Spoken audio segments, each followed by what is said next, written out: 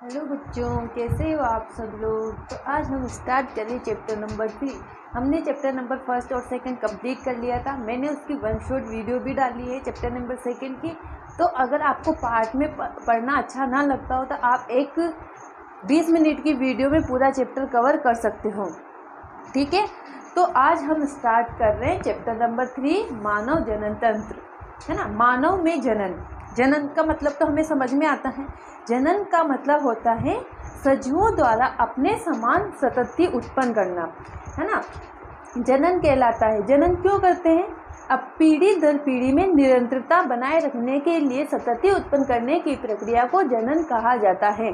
अब मानव में जनन, देखो जनन तो सभी करते, सभी स्तनधारी पक्षी कीट सभी जनन करते, यहाँ तक कि पुष्पों में भी जनन होता है। सेकंड चैप्टर हमने यही पढ़ा था कि पुष्पों में जनन, ठीक है।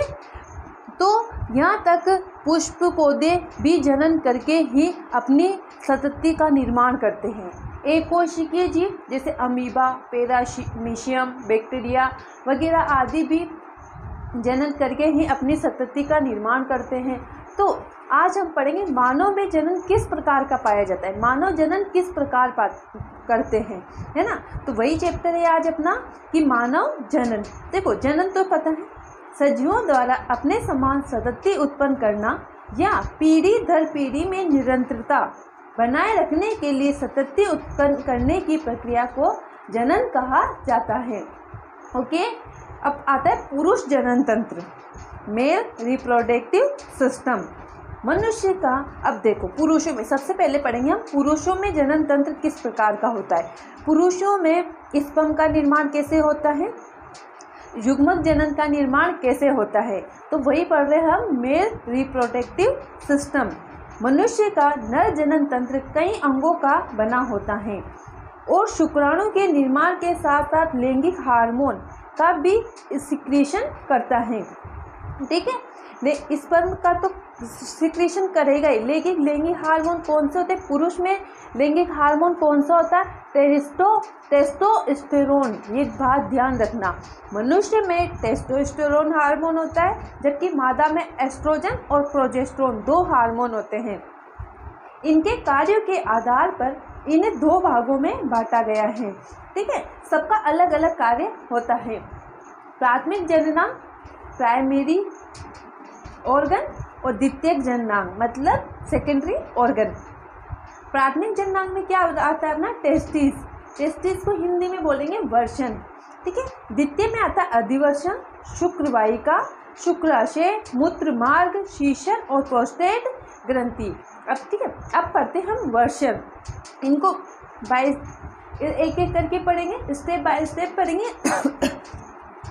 तो सबसे पहले पढ़ेंगे हम वर्षण। वर्षण क्या होता है? देखो, वर्षण नर जनन तंत्र का मुख्य भाग होता है। मुख्य भाग क्यों होता है?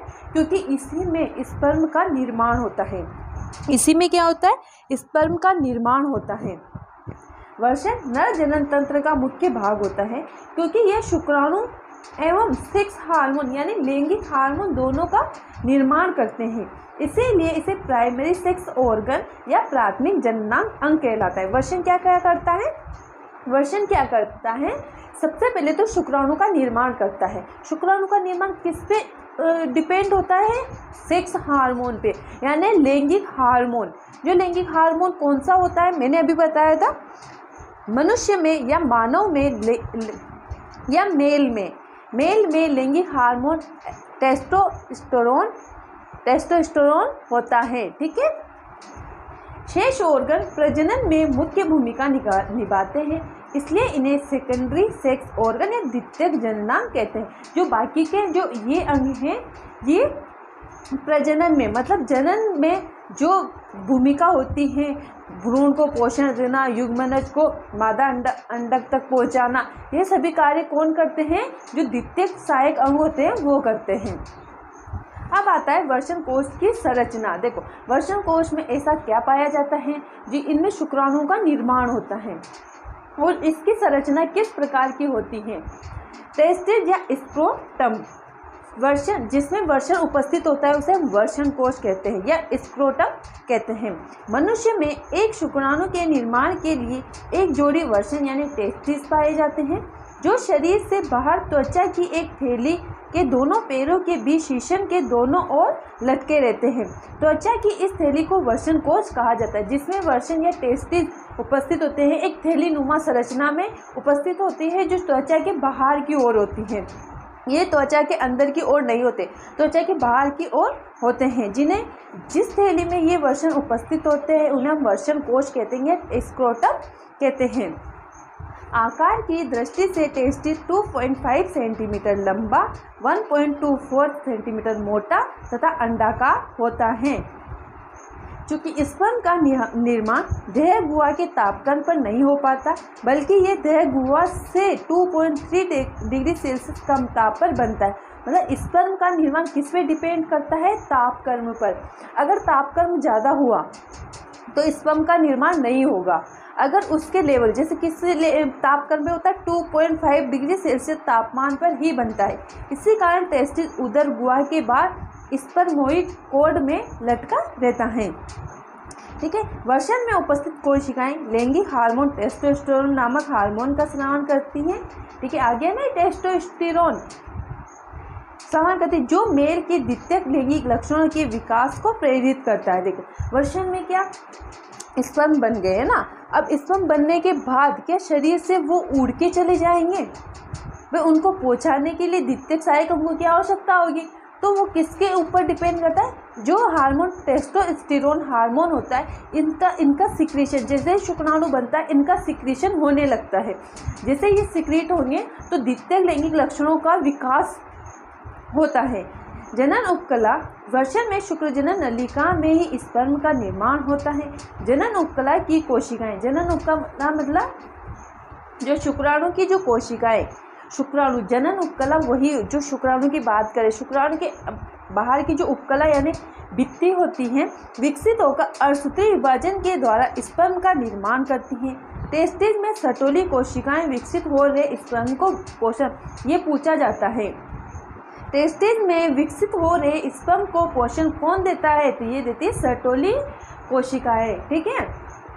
अब आता है द्वितीयक जननांग। अब स्पर्म का निर्माण भी हो गया, उसमें अर्धसूत्री विभाजन भी हो गया, वो अगुणित संरचना बन गई। अब उसको मादा के अंडाशय तक कैसे पहुंचाएं? ठीक है। अब आता है अपना द्वितीयक जननांग, अधिवर्षण या एपिडिडाइमिस। टेस्टिस की प्रत्येक शुक्रजनन नलिका से एक पतली नली निकलती है जिसे वासा इफ्रेंशिया कहते हैं। क्या कहते हैं? वास इफ्रेंशिया कहते हैं।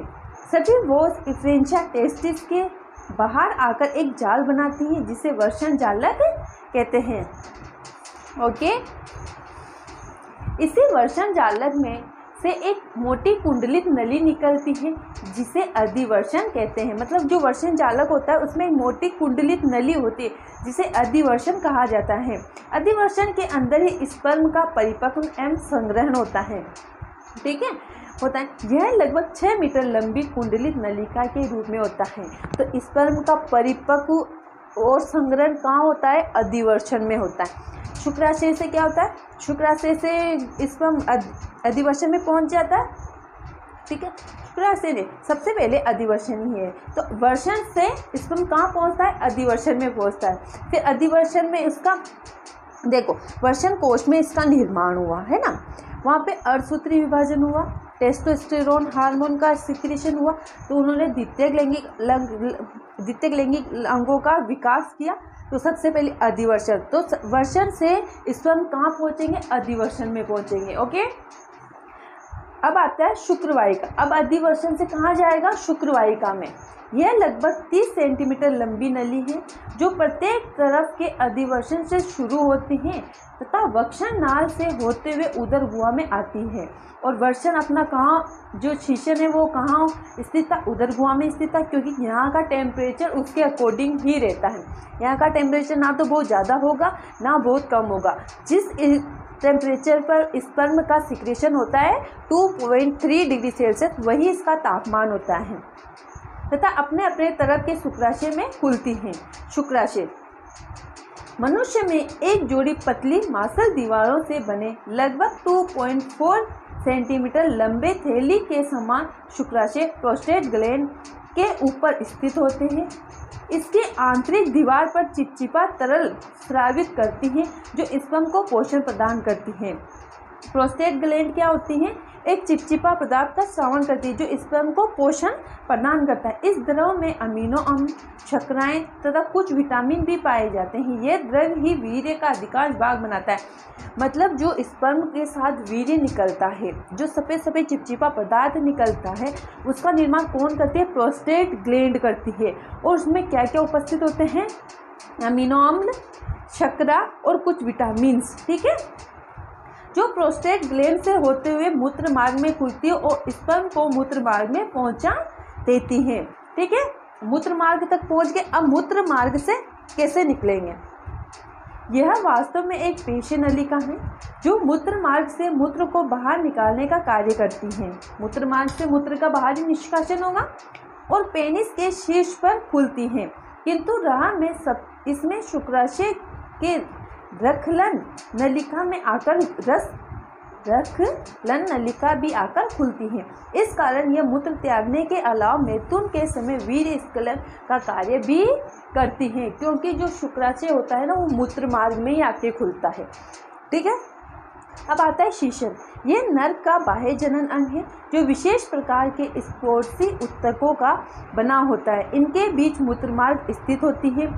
इसका ऊपरी खुला शीशन मूंड कहलाता है और बहुत अधिक संवेदनशील होता है। यह मैथुन की इच्छा पैदा करता है। अब आती है अपना प्रोस्टेट ग्लैंड। ठीक है, जहाँ रसस्खलन नलिका मूत्र मार्ग में खुलती है, वहाँ पर मूत्र मार्ग के चारों तरफ एक ग्लैंड पाई जाती है जिसे प्रोस्टेट ग्लैंड कहते हैं। कहाँ पाई जाती है? मूत्र मार्ग के चारों ओर पाई जाती है। इसीलिए तो ये स्पर्म को पोषण प्रदान कर रही है ना। यह ग्रंथि पतले दूध के समान एक द्रव का स्रावन करती है जो वीर्य का 15 से 30% भाग बनाता है। यह स्पर्म को तैरने के लिए माध्यम प्रदान करती है। प्रोस्टेट ग्लैंड ही माध्यम प्रदान करती है। वो लिक्विड फॉर्म में तैरते हुए अंदर चले जाते हैं। वीर्य की विशिष्ट गंध उस द्रव के कारण ही आती है। देखो बच्चों, हम पूरा डिटेल से पढ़ रहे।